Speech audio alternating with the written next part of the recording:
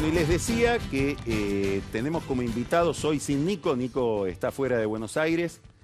A Mario Santucho, es el director de la revista Crisis, una revista muy interesante que, como su nombre lo indica, expresa un pensamiento muy crítico. ¿Cómo estás, Mario? Bien. Y Martín Rodríguez, que es un periodista, ensayista, lo leemos en La Política Online, y ha escrito un gran ensayo dedicado al kirchnerismo, que le pusiste un nombre antipositivista. Sí, orden y progresismo. Orden y progresismo. Entonces, yo empezaría mostrando la tapa del último número de Crisis. Que acaba de salir. Que acaba de salir. Ahí no sé si me la toman. Y hay un señor que tiene un look muy peronista, ¿no? Lo eligieron muy bien. Y dice, cambiamos. La súbita agonía del país peronista. Es una especie de homenaje al perindongui, ¿no? La larga agonía de la Argentina peronista. Sí. No del peronismo. ¿Por qué le pusiste ese título? Bueno, tiene que ver con algo que nosotros intentamos pensar, que es ¿por qué gana Macri? ¿No? Es un poco la pregunta que nos hacemos en la revista, tratando de abordar este tipo de interrogantes que quedan como si dijera una especie de rémora que ya no estamos pensando, que ya no estamos problematizando por toda esta cantidad de novedades que aparecen y que marcan la coyuntura permanente, pero creo que hay una pregunta que bueno, fue sorpresiva la victoria de Macri, ¿no? Y yo quisiera como plantear un tipo de interpretación que quizás no ha circulado mucho y tiene que ver con la persistencia de los efectos de la crisis del 2001 en la escena política actual, ¿no? Si uno... Es decir, para vos es imposible entender a Macri, al PRO, a Cambiemos y a este experimento que tenemos delante de nosotros sin la crisis del 2001. Exactamente. El PRO surge, de hecho, a partir del 2001. El ingreso de Macri a la política, el ingreso de Macri como empresario a la política es a partir de la crisis del 2001. Pero además el PRO se constituye como una interpretación del 2001, ¿no? Como una interpretación de esa crisis de la representación política que aparece en ese momento. Y tanto el macrismo, y yo diría, como el kirchnerismo, son las dos identidades políticas que surgen en este siglo. ¿En qué se parecen? Se parecen, yo diría de vuelta, se parecen en que son dos intentos de responder el gran desafío que generó el 2001 en Argentina.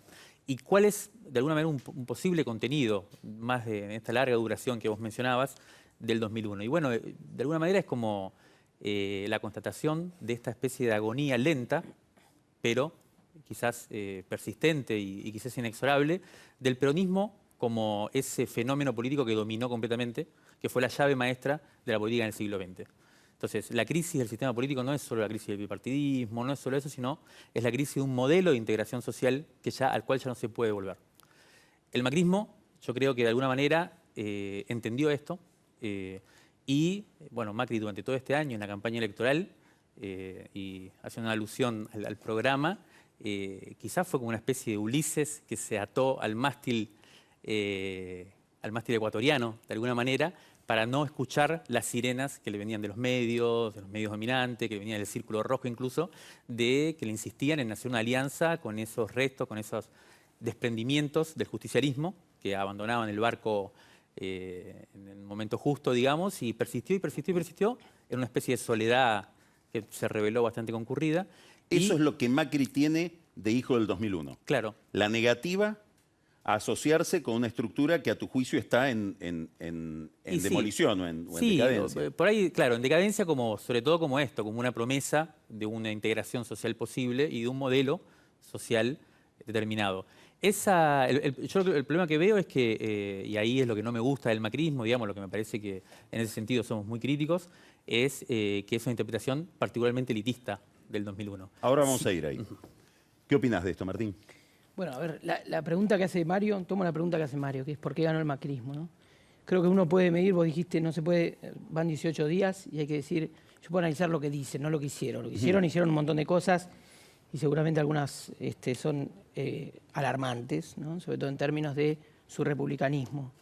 Pero yo creo que lo que dicen, ¿sí? ¿Por qué gobierna el macrismo? Una primera respuesta, porque quiere pacificar la sociedad. ¿Sí? Yo digo, lee el 2001 y lee el kirchnerismo, ¿no? ¿Y cómo quiere pacificar la sociedad? Cerrando la grieta, ¿no? Es decir, viene a cerrar la grieta. Esa es su hipótesis de gobierno. ¿qué creo yo? Para cerrar la grieta tiene y puede, ¿no? Es decir, puede desarmar el aparato simbólico del kirchnerismo, desalojar a los periodistas militantes, bueno, los programas que ya sabemos, ¿no? Es decir, hacer una cantidad de hechos de lo que sería a partir de un principio que tiene el macrismo, y es que la Argentina está condenada al éxito y además la Argentina es un país naturalmente unido y que en este caso el kirchnerismo interrumpió esa suerte de unidad a la que también estamos condenados. Cristina pensaba parecido, digamos, que había una unidad. Sí, la palabra unidad la usan todos. Ella, digamos. Sí, la palabra unidad la usan todos. Y que una conspiración sí, la palabra, la impedía. La palabra unidad, el llamado a la unidad es un llamado, es una invocación que le hacía Perón, lo hacían todos. Lo que creo yo es que el cierre de la grieta, esa grieta que en el caso del kirchnerismo, en el caso del macrismo funciona como los cierres relámpagos que están rotos, que la cierran hacia arriba y se abren hacia abajo, es que debajo hay una fractura social. Es decir, el macrismo no disputa con Parque Centenario, con las plazas, digamos, de las capas medias progresistas a las cuales quiero creer que preveía que iba a estar. Disputa con Cresta Roja. Disputa con un empleado de una empresa avícola que dice, yo voté a este hombre. Un trabajador cortando la Richeri, expulsado de la Richeri a balazos de goma, rompiendo lo que había sido hasta ahora un estándar. No es que a Bernie se le llenaron los ojos de lágrimas viendo esto, pero en tal caso era un hombre que respetaba en algún sentido los estándares de moderación o de control del espacio público, quebrando ese límite, ¿no? en apenas unos días, sobre alguien que representa lo que uno diría que es, ok, desalojamos la batalla cultural, entonces entramos a la batalla del desarrollo, a un empleado de una empresa que fue subsidiada y que fue subsidiada para que el pollo sea barato para los consumidores argentinos. En el mejor de los casos. En el mejor de los casos. O sea, entiendo que Cresta Roja, los créditos, los negocios con Venezuela y todo eso. Ahora, también entiendo que ahí es el punto donde yo creo que esta unión de los argentinos, esta es finalmente la sustitución de un nuevo relato republicano, que sutura lo que hirió artificialmente el kirchnerismo. Y yo no lo digo para defender exactamente la grieta, que está sobrerepresentada. Es como creer que la Argentina está dividida entre Víctor Hugo Morales y Luis Majul, eso es una sobrerepresentación. La Argentina es una fractura social. La Argentina son los que en estos años se autoperciben como de clase media, los que no se quieren bajar del consumo. Ahora, tomando esto como idea, que se ve muy bien en el voto, ¿no? Digamos, cuando uno ve la estructura geográfica del voto, expresa muy bien estos dos países. ¿Cómo pensás que el macrismo, que Cambiemos, sobre todo que el PRO, piensa ese mundo del desamparado, digamos, del más vulnerable, del que está del otro lado, según tus términos, ¿no? Sí. Del que está del otro lado de la élite? Porque en el PRO hay mucho. Vidal, por ejemplo, es una persona que viene justamente de las políticas de acción social, digamos, pareciera que ese tema no está desvinculado de su proyecto. ¿Vos crees que tiene una lectura sobre eso? ¿Que es solamente marketing? ¿Cómo ves que piensan el problema social? Sí, yo creo que, yo no sé si tiene un pensamiento demasiado complejo sobre este tema, ¿no?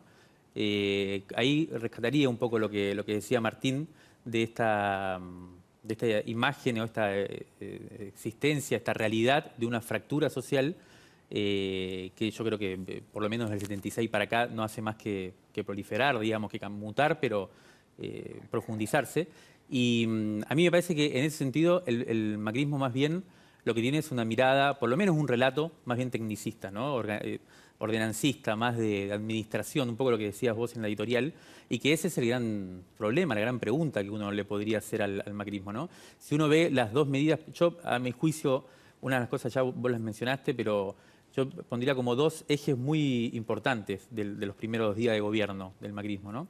Que es por un lado una percepción bastante aguda de ellos de que el gobierno de la economía primeramente es el gobierno de la moneda, ¿no?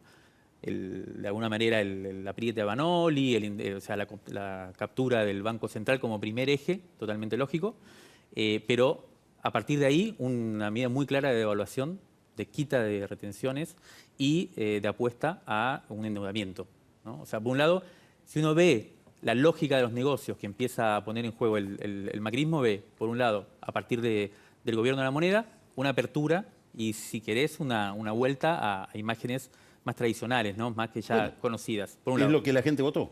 Es lo que la gente votó. Sí, es lo que la gente votó, pero también está esta otra otra cuestión fuerte, que es la que plantea Martín, que es el sostenimiento de una estructura de consumo que se ha conseguido de alguna manera o que se ha generado en estos años y que bueno, hay que ver si el macrismo tiene la capacidad con estas medidas de sostenerlo, ¿no? Eso por un lado. Y por otro lado, y el reverso o la otra parte de los negocios, que uno podría decir que el macrismo o que cualquier estructura política, porque antes vos en el comentario me parece que fuiste bastante como claro en eso, hay toda una estructura de lo que se puede llamar la opacidad, que no es solamente el lado oscuro. La opacidad no es lo mismo que lo oscuro, ¿no? Y si uno ahí puede decir que el Estado todo el tiempo tiene ese reverso en donde está la criminalidad económica, la empresa también lo tiene. Y esto es una de las cosas que me parece que hay que complejizar esa discusión, ¿no? Cuando uno dice el narco, generalmente está tratando de decir el otro, es la oscuridad, es el enemigo, es claramente poner una etiqueta a algo y vamos a las famosas guerras contra el narcotráfico que no llegan a ningún lado. Si uno puede complejizar esa discusión y ver que en realidad todo ese campo de los negocios es cada vez más importante en la acumulación económica y en la acumulación política, entonces lo que puede ver ahí es algo que si uno no tiene un pensamiento, y vos me parece que un poco lo planteabas, ¿no? Vidal tiene un pensamiento sobre esto, el macrismo creo que tiene un pensamiento sobre esto, además tiene una práctica sobre esto, porque grandes empresas como la que han construido no pueden haber estado, no pueden haber sido ciegos a toda esta realidad, a todo este mundo. Nosotros sabemos, hemos investigado toda esta relación que pasa por el lavado de dinero, ¿no? Las articulaciones entre los negocios ilícitos, como el narcotráfico, la trata, además, con los capitales financieros, con las formas de acumulación basadas en la renta extraordinaria, como los negocios, pero también la especulación inmobiliaria, los desarrollos inmobiliarios, ¿no? Ahí hay una gran circulación de dinero. Claro, bueno, Rosario es el ejemplo claro, pero también todo el corredor norte de la provincia de Buenos Aires es un ejemplo claro. Hay un pensamiento sobre esto y hay una cosita ahí que vos decías que lo planteabas claramente, la CIDE, la AFI, ¿no? ¿Cuál es la política del macrismo frente a la AFI? Es bastante preocupante lo que sucede ahí. ¿Qué reflexiones te inspira esto que ha pasado en la cárcel? Bueno, es decir, vos hiciste un editorial bastante complejo, lleno de nombres, ¿no? Es decir, cosas que a uno le escapan. En primer lugar, llegan a un estado que no es, el problema no son los ñoquis, comillas, los ñoquis de la cámpora, ¿no? O sea, el problema es, yo diría, esa fractura social que existe en la sociedad argentina, que es una sociedad aspiracional, es una sociedad intensa, ¿no? Venían a enfriar la política, quiero creer, digamos, venían a enfriar la política para ordenar la economía, ¿no? Para eso venía el PRO. Bueno, en el Estado también existen estas fracturas. El Estado de la provincia de Buenos Aires es todo un Estado.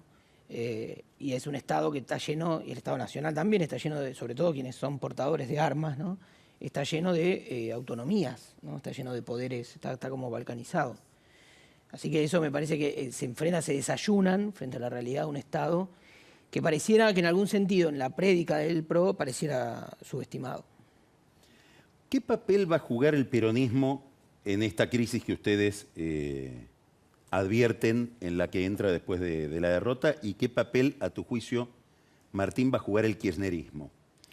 Mira, hay una frase muy linda de Marcelo Leiras, politólogo, que dice: la unidad del peronismo es una preocupación de los politólogos más que de los peronistas. Yo creo que lo que vivimos en estos días así asiagos, veloces, es un sinceramiento de la política, ¿no? Es decir, el macrismo nos arroja a todos al desierto de lo real, ¿no? Es decir, incluso su política de shock, ¿no? Dice, bueno, las reglas de juego son estas. Yo creo que hay peronismos, no hay un peronismo, hay peronismos.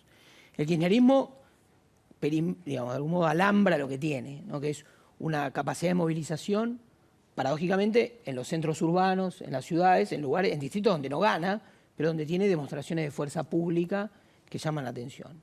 Y después está lo otro, que creo que va a ser un proceso más de larga duración, que es un poco expresado en el Senado, que son los peronismos territoriales, los que quedaron gobernando, ¿no? Es decir, que en eso es Urtubey, ¿no? Que los que manejan territorios, que son un poco esa famosa liga de gobernadores que incluso durante el kirchnerismo se creía que eran, vamos a decir, una suerte de consejo de ancianos que estaban detrás del poder, ¿no? Que eran el poder detrás del kirchnerismo y que subían o bajaban el pulgar y que mantenían, bueno, eso Cristina, a pesar de que lo intentó expresar Scioli, Cristina los dijo, ustedes se quedan acá hasta el final, se quedaron ahí hasta el final, y hoy no se sabe qué son.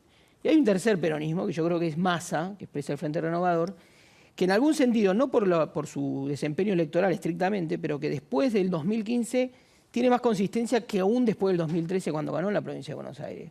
Porque un dato me parece a mí, de las elecciones, es que primero, el PRO ganó en 3 tiempos. Ganó en las PASO, fue a las generales no simplificaron la fragmentación de las PASO y después descansó en el sistema electoral y ganó en el balotaje. Es decir, el PRO necesitó de una sociedad selectiva y de un sistema electoral. El mantenimiento del voto de una o del Frente Renovador entre las PASO y las generales nos hablan de un voto peronista, que era algo que yo he escuchado, he leído a Eduardo Fidanza decir ya no existe más el voto peronista, como el kirchnerismo es la verdadera estructura de sentimientos del peronismo, lo cual en parte es cierto, pero sin embargo se mantuvo un voto peronista, un voto no kirchnerista, pero un voto peronista, un voto que no se volvió útil hacia el PRO. Entonces, ese es un dato que me parece que... ahora, ¿cómo? Tal vez es el más difícil de mantener, que Sergio Massa, es cómo va a mantener la consistencia de eso, que ya es un dato que mantiene. Quiere decir que Massa quedó encomendado en esta mesa como el que tiene que desmentir la etapa de crisis y lograr que la agonía del país peronista no se produzca. Eso cree Muchas gracias, Mario. Gracias, Martín, y hasta pronto. Gracias.